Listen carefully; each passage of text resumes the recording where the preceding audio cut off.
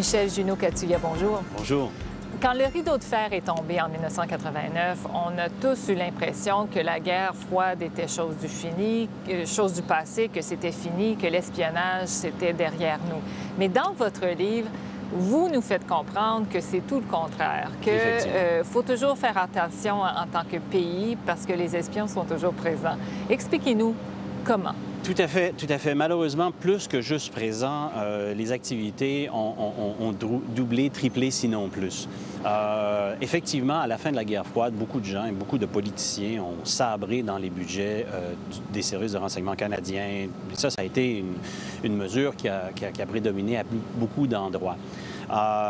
On s'attendait à ce que les espions disparaissent parce qu'on s'est dit que la confrontation est terminée. Le problème, c'est qu'on est passé d'une confrontation militaire à une confrontation économique. Ni plus ni moins, maintenant, il n'y avait plus de camp. C'était donc tout le monde pour soi. Et les grandes puissances, particulièrement les grandes puissances qui ont des services de renseignement offensifs, ont donné l'ordre à leurs services de renseignement de passer à l'action et d'aller chercher des secrets à caractère économique. Donc maintenant, la confrontation, elle est beaucoup plus sur le plan des marchés à conquérir, d'empêcher de la compétition étrangère de gagner contre nos industries nationales. Et c'est pas toujours en volant des choses, mais c'est des fois en neutralisant leur capacité à pouvoir compétitionner.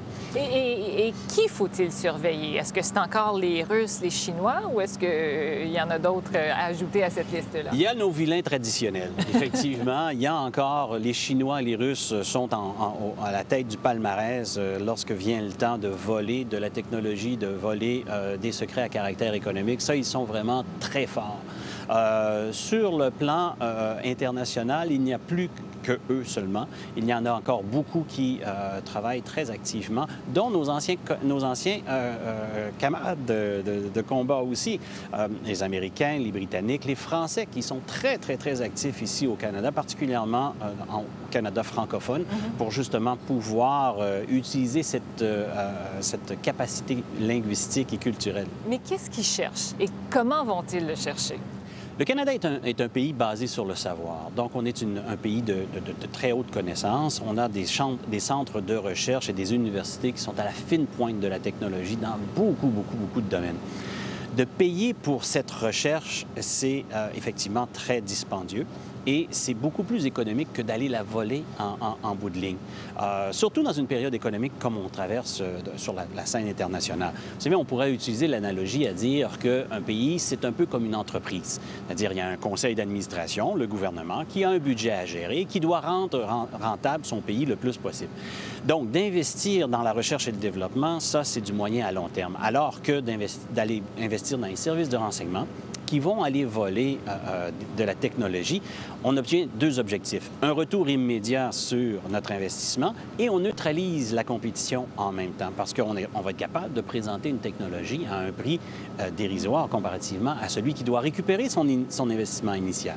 Alors, c'est de la grosse économie ici, mais ce que je veux dire, en fin de compte, c'est qu'il y a beaucoup de pays qui viennent ici parce que, justement, au Canada, on a d'excellents centres de recherche, de l'excellente technologie et, malheureusement, on est très mal équipé pour se protéger.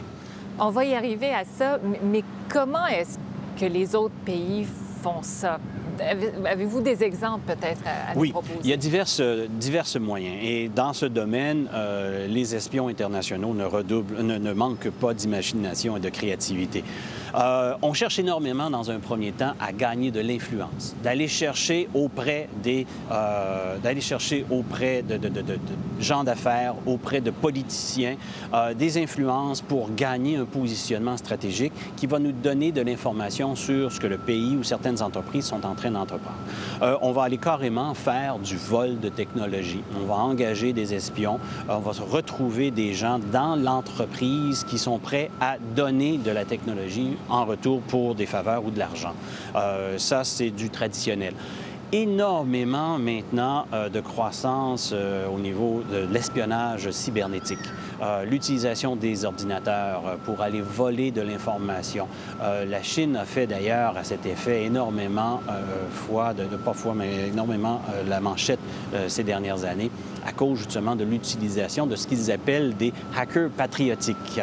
Un exemple aussi important a été la Russie qui a attaqué la Géorgie, on se souviendra, juste avant de lancer son attaque contre la Géorgie il y a quelques années. Il y a eu une vague d'attaques par l'informatique pour neutraliser ni plus ni moins. Et ça, c'est un élément qui préoccupe énormément les gouvernements occidentaux parce que justement, il a été compris par les Chinois, par les Russes et par tout le monde, ni plus ni moins, que les prochaines grandes guerres devront commencer par des attaques informatisées. Si on arrive à neutraliser nos systèmes informatiques, on perd les yeux, on perd la bouche, on perd les oreilles, on a tout perdu. Ça coûte combien? Est-ce qu'on sait combien ça coûte à l'économie canadienne, cet espionnage économique? On ne peut qu'estimer à l'heure actuelle parce que la seule étude qui a été faite remonte à 1995, où en 1995, le SCRS a été en mesure, fait à l'appui, de démontrer qu'on perdait au Canada entre 10 milliards à 12 milliards de dollars par année. Donc, c'est l'équivalent d'1 milliard de dollars. Intéressamment, une étude comparative avec les États-Unis à la même époque démontrait qu'aux États-Unis, à cette époque-là, ils estimaient perdre approximativement 24 milliards, soit 2 fois plus que nous.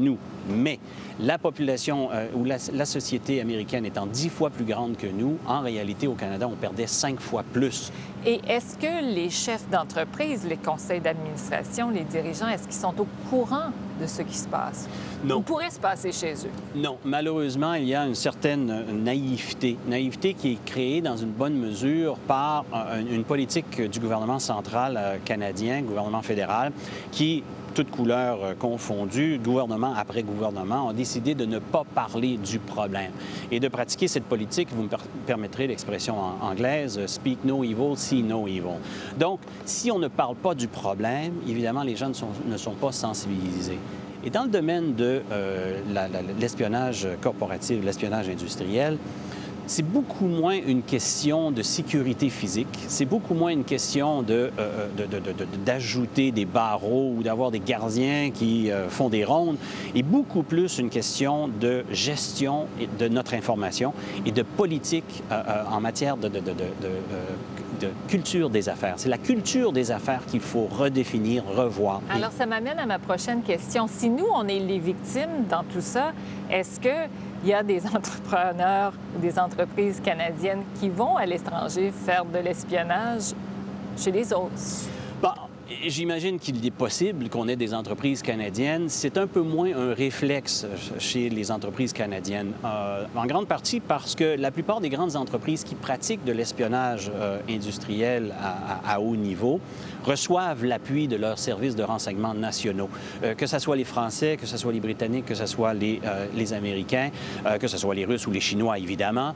Ce sont des endroits où on reçoit littéralement de l'information. Il y a de la collusion, là, il y a de la collusion, entre exactement. Le gouvernement et la compagnie. Tout à fait. Chose qui est totalement absent ici au Canada, donc on n'a pas ce réflexe. De plus, au Canada, et je crois que c'est positif dans cette mesure, on n'a pas un service de renseignement offensif. On n'a qu'un service de contre-espionnage au Canada. Donc, il est tout à fait légitime pour un pays comme le Canada de se protéger contre ces attaques étrangères, qu'elles soient en provenance du privé ou des services de renseignement étrangers. À cet effet, encore une fois, comme je le disais, maintenant, il faut sensibiliser les entrepreneurs à se réveiller et à prendre les mesures nécessaires. On parle d'espionnage. J'aimerais qu'on parle un peu de vous. Ça fait une trentaine d'années que vous travaillez dans ce domaine-là. Comment est-ce qu'on devient espion, si vous voulez? Bon, c'est peut-être quelque chose qui va intriguer probablement tous les petits garçons et les petites filles à un moment donné ou à un autre. Mais mon parcours personnel a commencé par la GRC, où j'ai joint la GRC à 19 ans comme enquêteur criminel. J'ai fait mes classes au début en uniforme, comme patrouilleur, par la suite comme enquêteur criminel. Et je me suis fait remarquer. Et à cette époque, les questions de sécurité nationale appartenaient toujours à la GRC et j'ai été muté au service de la sécurité nationale. À ce moment-là, j'évoluais au contre-espionnage, particulièrement à la recherche des espions russes, soviétiques, du KGB. On était encore dans la vieille guerre froide. C'est comme dans un film. Tout à fait, tout à fait. Et j'étais posté à Montréal à cette époque-là et c'était un centre, un pivot international très important. Pour revenir à ce que l'on mentionnait, justement, le Canada est au centre et l'épicentre de bien des dossiers d'espionnage à caractère international. Mais par la suite, le SCRS a été créé, le service canadien de renseignement de sécurité, et tous les gens qui étaient affectés à la sécurité nationale pour la GRC ont immédiatement été transférés, avec la possibilité de retourner à la GRC. Beaucoup d'entre nous avons décidé de demeurer avec la nouvelle organisation parce que le travail nous intéressait, et j'ai continué ma carrière de cette manière-là pendant quelques décennies. Est-ce que c'était dangereux comme carrière? Oui et non. Il y a toujours une certaine dose de danger, évidemment, dans un domaine où on travaille dans le secret, où il y a des gens qui sont prêts à faire des choses assez horribles pour arriver à leur fin. Mais il faut comprendre qu'on évoluait particulièrement et principalement ici au Canada. Nous sommes moins des espions et plus des agents du contre-espionnage. Donc, c'est très différent. Notre autorité est différente. Nos méthodes d'opération sont très différentes. Et on est en position de se défendre, ce qui est tout à fait légitime. Et on le fait dans le cadre de la loi canadienne qui nous mandate pour faire ce genre de travail. Alors que des espions, c'est des voleurs autorisés. Des espions, ce sont des gens qui vont aller faire des coups croches, littéralement, à l'étranger, donc en sol étranger, donc qui ne sont pas dans leur juridiction. Et c'est pour ça que le danger est beaucoup peut-être plus grand pour ceux qui opèrent à l'étranger. Lorsque nous opérions, nous, à l'étranger, c'était souvent, à 99 du temps, avec l'aval des pays où on opérait, parce qu'on était reconnus, on s'était déjà annoncé, et on travaillait même souvent avec leurs autorités locales. Donc, Alors, si vous étiez basé à Montréal, vous étiez probablement un des enquêteurs sur l'incendie, le fameux incendie qu'il y a eu chez les Russes. Effectivement, effectivement. Et j'ai même à ma feuille de route la possibilité de dire que j'ai participé, j'ai réussi à attraper des espions grâce aux informations qu'on a obtenues. Effectivement, ça, c'est un événement assez extraordinaire qui s'est produit. Et d'ailleurs, aujourd'hui même... Peut-être nous expliquer ce qui s'est produit. Oui, très volontiers. Alors, il y a eu un incendie en 1988, si ma mémoire est bonne, 87-88. Il y a eu un incendie au consulat soviétique de Montréal de l'époque. Comme je le mentionnais il y a un instant, Montréal, à ce moment-là, et toujours aujourd'hui, une plaque tournante pour l'espionnage international. Les Soviétiques étaient très actifs, et il y avait une cellule qui opérait à partir du consulat qui était très important. Fait exceptionnel, le consulat est totalement consumé et totalement détruit. Et habituellement, les Soviétiques prenaient tous les déchets, les débris, les mettaient dans des containers, mettaient ça sur un navire, au milieu de l'Atlantique, jetaient ça par-dessus bord dans les fosses les plus profondes. Cette fois-là, pour une raison qui nous échappe, mais qui nous a servi, le résident KGB de l'époque, Lumpov, a décidé d'envoyer le tout aux poubelles, au dépotoir. Et littéralement, le SCRS a récupéré tout ce qu'il y avait à récupérer, plus de 18 containers au total. Et aujourd'hui, au moment où on se parle de l'histoire moderne des espions internationaux, c'est la plus grosse et la plus belle récolte de toutes sortes de gadgets que vous pouvez penser, d'informations aussi que nous avons pu mettre notre main. Et ça a contribué énormément à pouvoir faire un impact important sur le réseau d'espionnage soviétique de l'époque. Il y a eu 13 espions soviétiques qui ont été renvoyés chez eux. Michel Junot-Katsuya, quel est votre film de James Bond préféré? Peut-être le dernier, Solstice. Parce qu'on voit la femme, finalement, qui commence à prendre un rôle beaucoup plus important, peut-être un peu moins poupoune et un peu plus active. À quel point ces films-là sont-ils réalistes? Beaucoup loin de la réalité. Il y a beaucoup de gadgets qui existent, de pratiques, de techniques qui sont utilisées, que l'on utilise.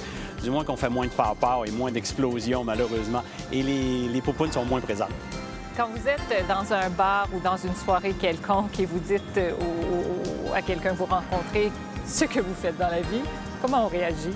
Des fois, ça éloigne énormément de gens. Des fois, ça attire énormément l'attention. Maintenant, j'ai ma petite famille, donc je l'utilise beaucoup moins pour recruter les demoiselles. Michel Gino-Catuia, merci beaucoup. Toujours un plaisir.